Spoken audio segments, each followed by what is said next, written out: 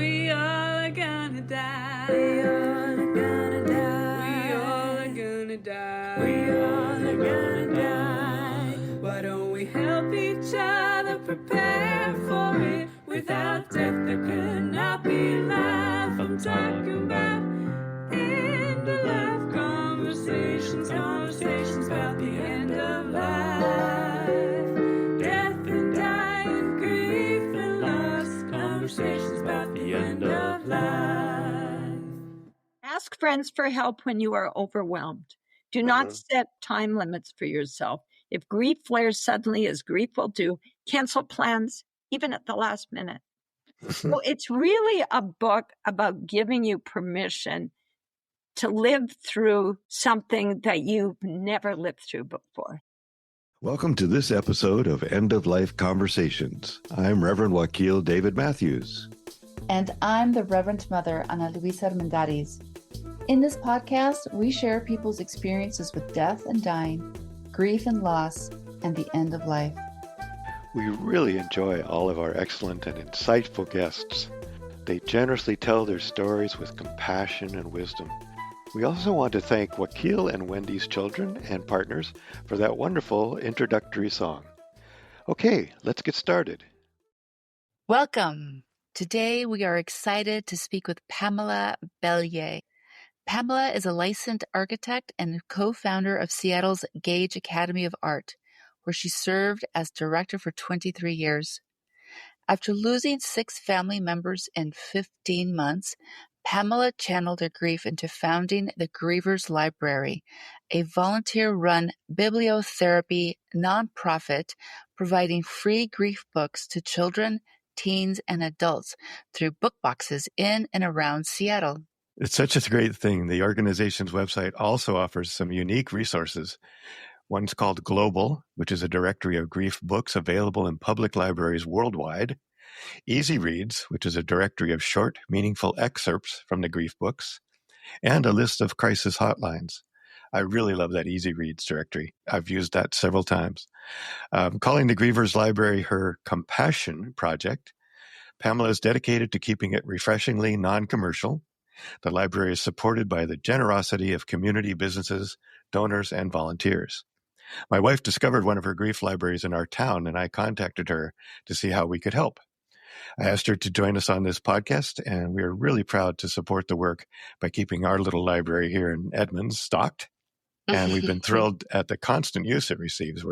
Every week we put more books in. So welcome, Pamela. We're so glad to have you. We always like to begin our podcasts by getting to know people a little bit, by asking them if you could tell us when you first became aware of death. Well, that's a question that I rephrase. I say, when did you meet death?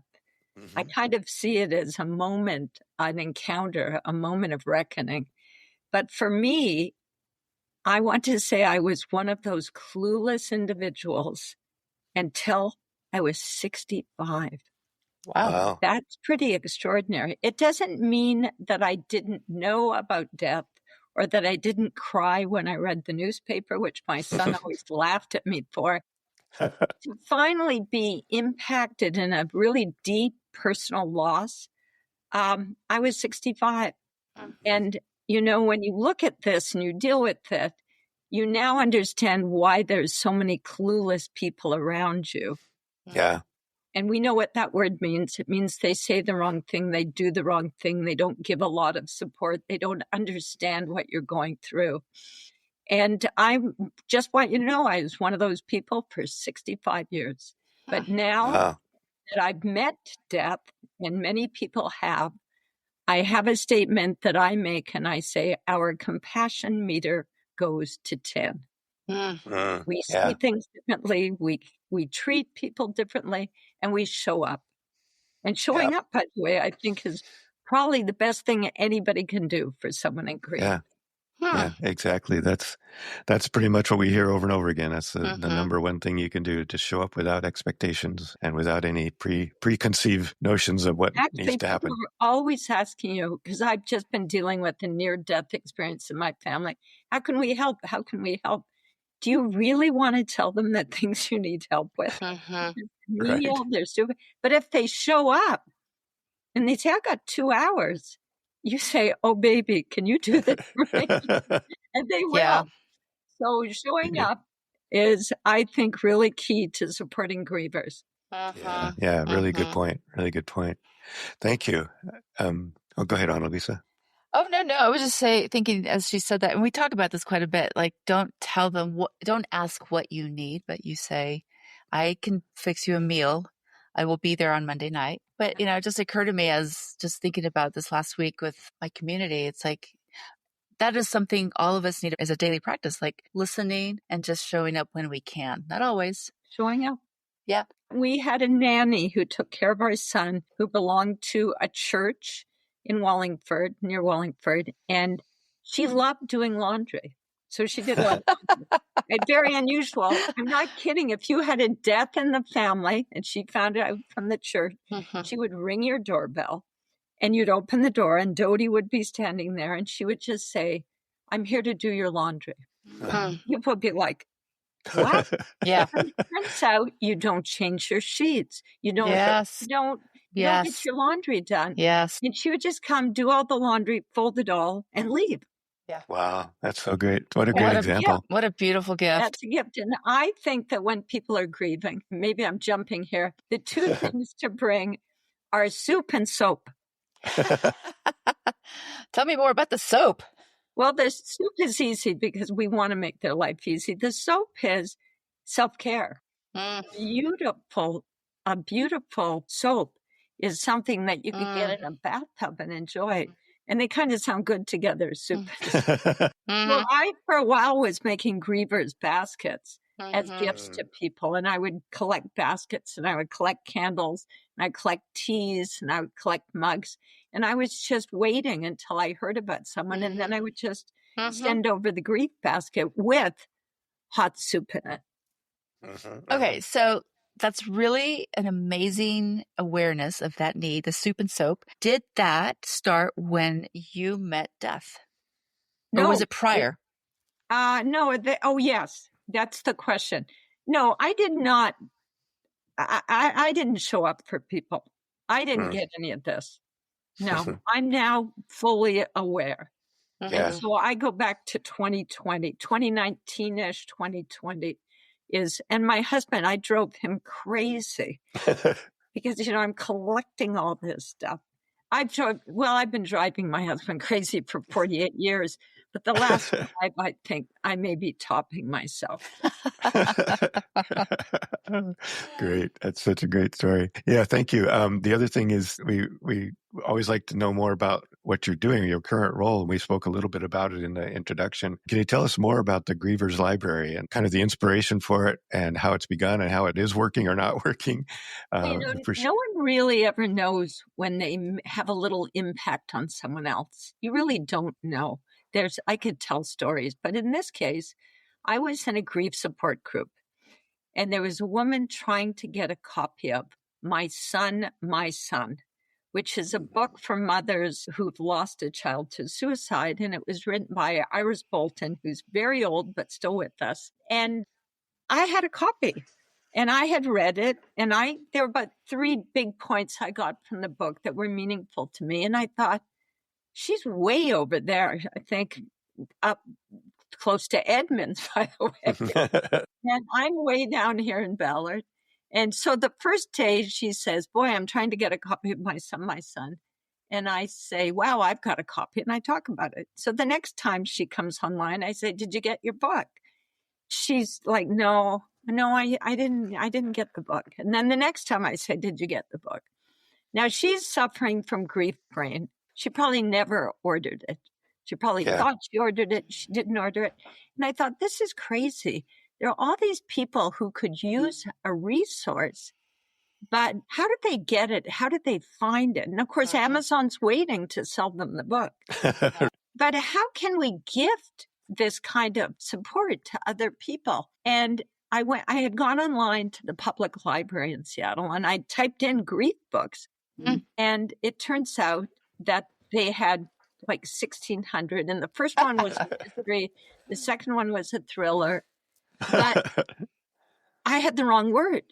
You need bereavement. Mm. That's the Library of Congress word. Mhm. So the thing was, you couldn't find what you needed. And your friends are clueless, so Mhm. they don't have a book for you. And I just thought about it and thought, what would happen if you put the books out there? And so I'm an architect, and I have a driveway well below my house because I'm on a hill. And I drew a drawing of this book box in my driveway and a bench. And I thought, I'll just keep the books in the garage and I'll have a book box and people can come and get books. Well, my husband vetoed that. He did not want grievers coming by.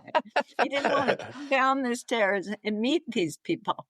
Mm. So, you ask, what am I doing? Well, we've been building book boxes with volunteers, everything's donated in this project, and everybody is paid in homemade cookies. That is, believe it or not, homemade cookies can get you $900 worth of lumber. Wow. Because those guys are so thrilled. I always say to them, the only currency we have is love. And I have Beautiful. it right here in a Mhm. box of homemade cookies. And they go, what do you need? It's so sweet. I love that. I'm not I kidding. love that. We have been paying everybody in cookies, Uh-huh. but they have to be homemade. And they're good cookies, by the way. They can be pretty good. I don't think Joaquil David has gotten any yet. So what's happened is we invented a program where we would put these book boxes in our community. And then I set out, the book boxes weren't so hard to build. It wasn't so hard to find the people, find the love, find the donations.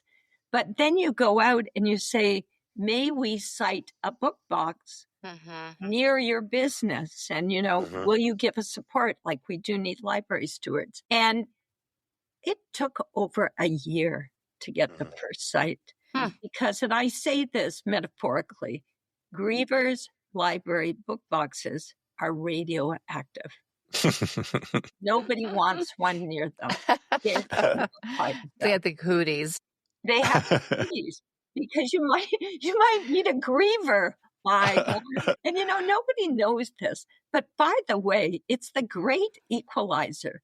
If you're in a grief support group, you can have a bank president and a truck driver, and they're together. They're on common ground.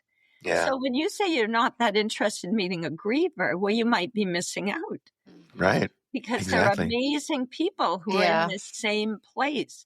But anyways, I think you may have read in a newspaper article that I went to the city and I located 5 community centers that were well spaced through the city that had parks. And I said, would you store our books and can we have a box in front of your community center? And I went through the park department. I went through the legal department. I went through the city department. I wrote a letter to the mayor. There was no way.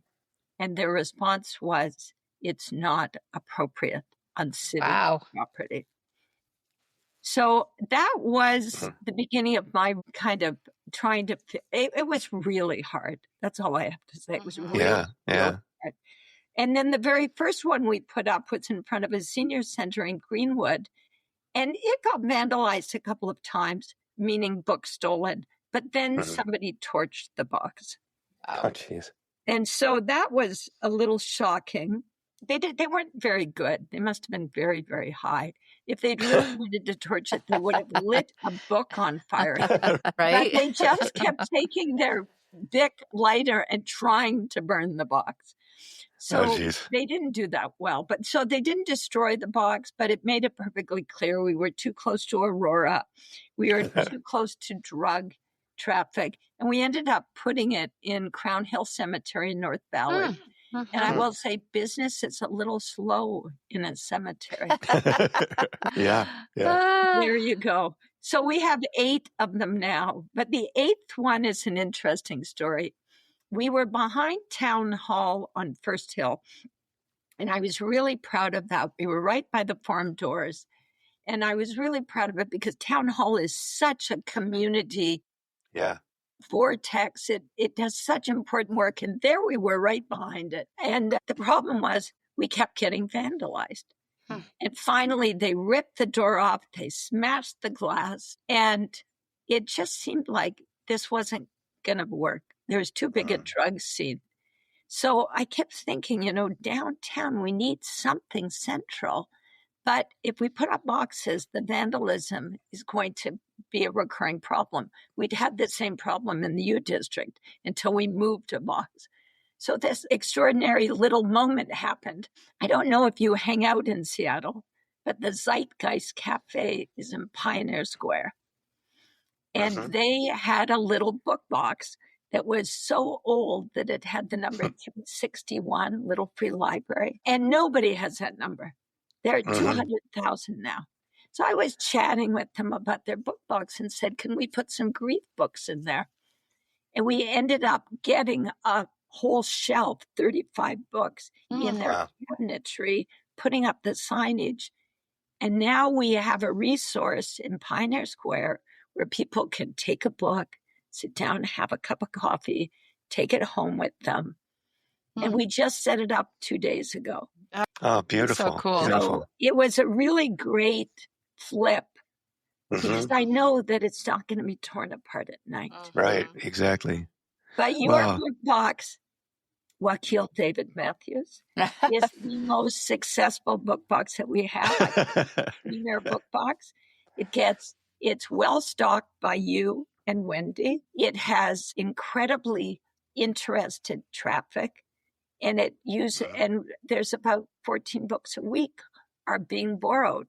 Yeah. And as you know, they're borrowed is a euphemism. Right, because they don't come back. Yeah.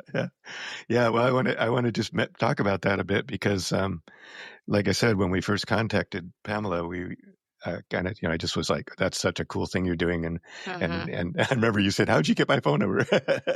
But I'm a good hacker, so actually, it wasn't that hard because I think you posted something on the box.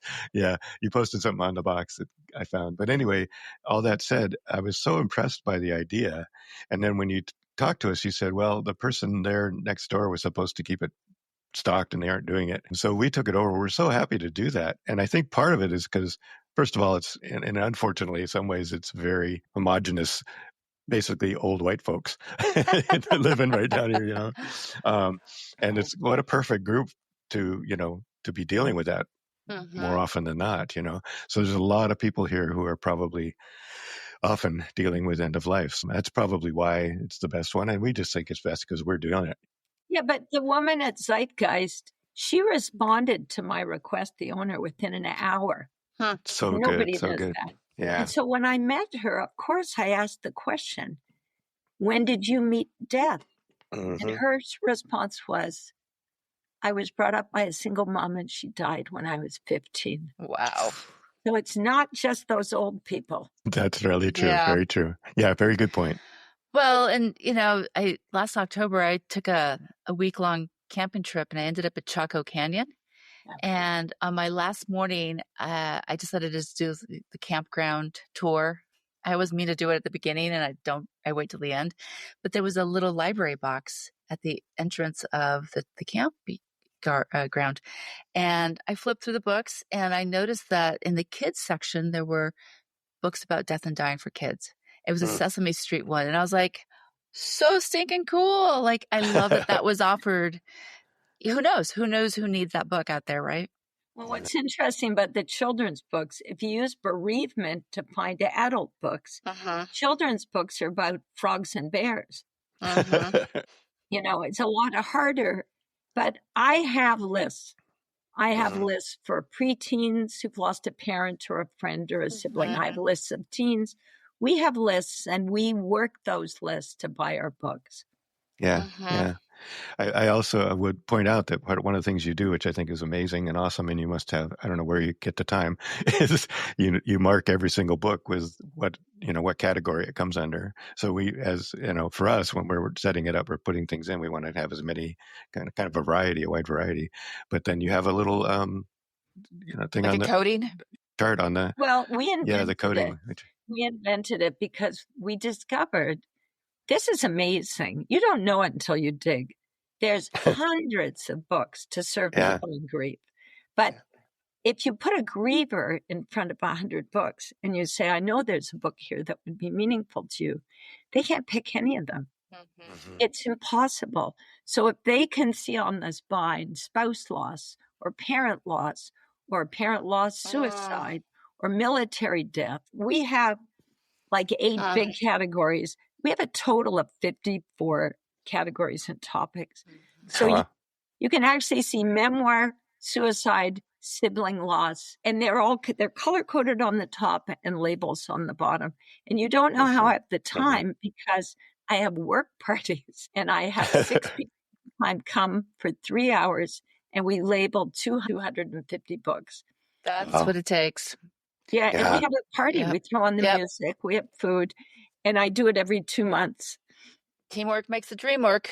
It's on my calendar. I'm hoping to join you this time. Well, I have teens. March 8th, I have the teens of Ballard High School coming. Yeah. Oh, cool. Very That's so cool. Yeah, I love that. I feel like that's the support, right? Yeah, definitely. Volunteers. We only do this with volunteers. Yeah. So volunteerism is key to this. Okay. I made the decision from the get-go that I personally would never benefit from grief. So that I would never be paid for this work. All of the money would go to books. If people gave us money, which we do receive. And in fact, for every $10 we receive, we put a donor label in a book.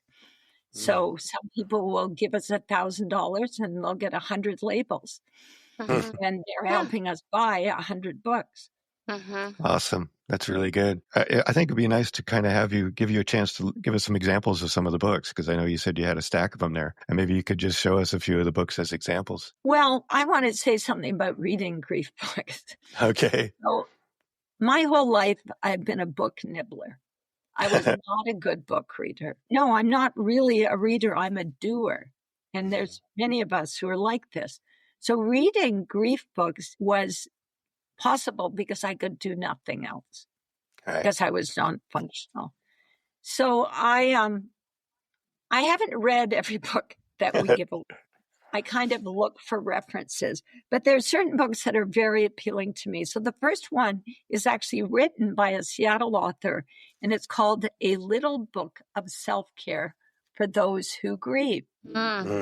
And I guess the reason I like it is she only has about 20 words per page. Yeah, it's good. I can definitely nibble this book. And then what does this page say? It says, if you have ashes, take time with them. Keep them nearby as long as you want. Try to say goodbye. So she's giving you permission. And most people are pushing you to move on. You need those ashes out of here, Jonathan. They're not you. But it turns out you're allowed to keep the ashes. You're allowed to keep everything. Right. So here it is. Ask friends for help when you are overwhelmed. Do not set limits for yourself, time limits for yourself. If grief flares suddenly, as grief will do, cancel plans, even at the last minute. So it's really a book about giving you permission to live through something that you've never lived through before. It's transition. Yep. So that's a great book. This is a terrific book, Bearing the Unbearable. Everybody knows her. Her name's Joanne Cacciatore, PhD. And what's so great about it is she wrote the book in 52 short chapters. And that means you can eat it one bite at a time. Back to nibbling, yeah. Yeah, it's a real nibble book. But the other thing is she's the real thing. And she sees it, knows it, has lived it, and she's got wonderful ideas. I've written to her, never heard back from her, so that's how busy she is, because I wanted one of her. I wanted part of this book to excerpt, and I probably need to get back to that. Here's a book that's unusual, Send My Roots Rain. And the author, it says, A Companion on the Grief Journey, and Kim Langley. It's published by a Christian publishing house, but it's not a Christian book. It is a book of poetry. I think I read the whole book. It says dusk to twilight, sunset, midnight, starlight to dawn. Those are the categories. It is so thoughtful. And she is so beautifully deep, and she she gets it. We used one of the poems from this book in the Easy Reads on the Grievers Library website. Pamela, I don't know how many books you have left, but do you have maybe 1 or 2 children's books that you could share on your list up there? Okay, so I'm only going to show 2. You asked for 2. Yes. Yeah, that's great. So the first book is this one. Maybe dying is like becoming a butterfly. And my husband, who's been quite ill, wants to read this to his grandson because it's a very slow, wise telling that you're going to be gone. But maybe you will still be there. Yeah. Maybe you will become a butterfly. So my husband actually asked me at the breakfast this morning if I had a copy here because he's ready to read it to our 6-year-old. Oh, sweet. So here's an interesting thing. Who knew that Goodnight Moon author Margaret Brown wrote a book for children about life and death? And it's called The Dead Bird. And it's set in New York City. It's very Central Parky. And it's for children to really understand that things will end. Death will be something that is part of the cycle. And it's funny because it's very similar to this book, which is I Found a Dead Bird, which are all things that children do. Yeah. And you contextualize it as an idea about the beautiful flying bird, and now the bird is in your hand. So those are a couple of, we have lots of children's books. Yes. Yeah. We are supported by the Safe Crossings Foundation with a grant each year, and their whole vision is to support grieving children. So all of our children's books have their donor labels in them. Oh, sweet. Yeah, That is amazing. we definitely will post contact information for you and your website at the end, and it'd be great for people to get in touch. And I would love to see people say, send us the plans for how we do this. Well, I've been asked all over the country to give it to them, but Yeah. I've thought about it a lot. It's just plain determination. I can give them the book list. We buy all of our books used, so I'm not that keen to have competitors because we will clear out every children's grief book every 3 months. We will buy everything that we can get our hands on. Our budget for a book is $6 max. Wow. And we buy most used books for $3 to $4. But what's beautiful is authors donate books to us, and they typically will send 10 to 20. And these are $20 books. Yeah. So they are in our book box as gifts to other people. And there's only one reason they do this. They wrote the book to help others. Right. Yeah. They know that our book box is primed for people who want help. So it's really a beautiful thing because we won't advertise and we won't affiliate, but we will write that you gave us that book on our website. Yeah. That's so very lovely. nice. Yeah. Yeah. And it's, in a way, it's like, even if they don't need to ask you for help with this, they can just do it if they feel the inspiration. You can be an inspiration, maybe, and maybe then it won't be so competitive. I hope it doesn't get to be where you have to fight with people. What I've explained to people is you're much better off doing resource tables than book boxes. And we do resource tables. So if there's a suicide walk, you show up with a table, you put up your little sign, and you give books to the survivors of suicide who are doing the walk. We probably do 5 to 8 resource tables a year. And that is the easy. Everybody wants you if they're doing an event for grievers. So you're in the door. Sure. And the people who are there are very interested in what you're doing. They can't believe you're giving it away. That's always a question. But resource tables are much easier than trying to build a box, find a location, install a box, and keep it stocked. Yeah. And keep That's it a good idea, rebuilt though. when they burn it. Yeah, I like that. That's great. Thank you. So go ahead, Anna Luisa. So we were wondering, how do you keep yourself resourced, having this as a passion project? Me or the project? You Me? physically, mentally, emotionally, I'm a wreck. spiritually. I am totally a wreck. In fact, in November, I decided that my book that I will never write will be called Numb, and dumb that I was dealing with my husband almost dying and my whole world falling apart, which is anticipatory grief, by the way. Yeah. And I was looking for books on anticipatory grief. But I also discovered something really sad, that when you're in the middle of all this, you don't want to read a book. When you're in the middle. But how do I knew that was a question you were going to ask me. So I realized I am getting my support through an amazing family, including a really sweet identical twin sister. How's that? Nobody's got one of those. Yeah. Nope. So cool. And a fabulous, a really loving daughter, and then 3 wonderful, joyful grandchildren.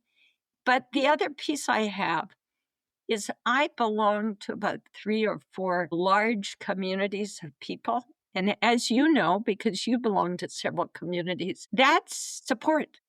Yeah. There's support waiting to be gifted to you. People always want to have tea with me, go for a walk. Those things are supporting me. They're giving me love. And I have other projects that I do that we're not going to discuss here. And I garden. I garden. Okay. That's I a good heard one. someone talking about gardening.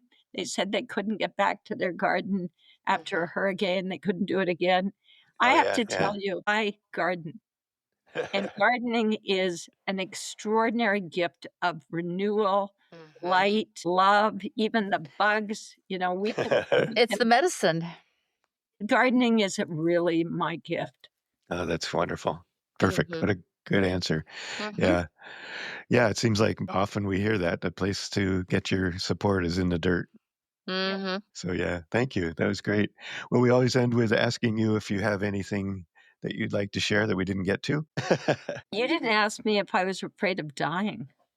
There you go. There you go. We didn't. That's right, because we were thinking we're running out of time, but go ahead. Yeah. What about that? I have been thinking about that since I saw that question. It turns out I'm not. Mm.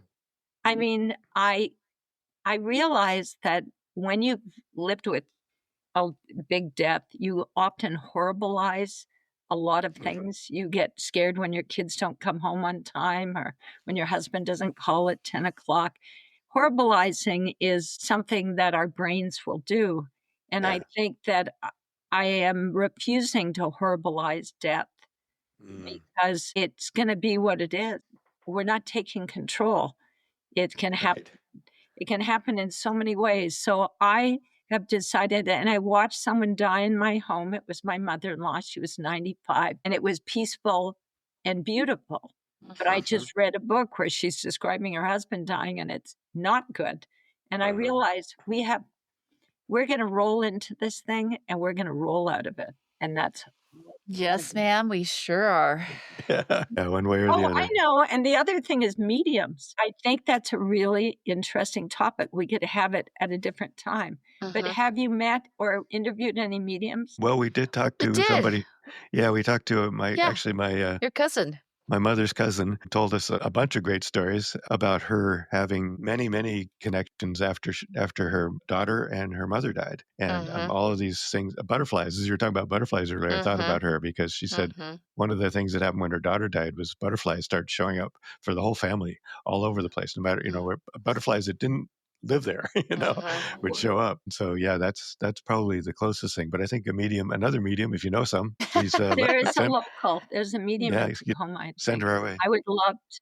Yeah. I just have to tell you, I'd love to meet another medium. I've only met one. And by the way, we have hummingbirds. Is our theme. Hummingbirds everywhere. Yeah, they're beautiful. They're beautiful. I love those too.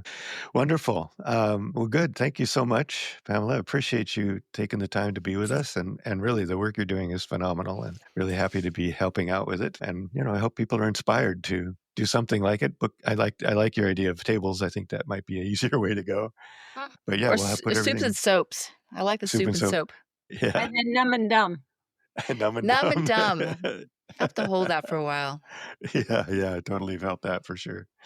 All right. Well, we're very glad to have had this conversation. And when we're done, we always like to invite our guests to read something that is important to them, a poem or a quote. And Pamela, you have something to read, I believe. Want to tell us about it?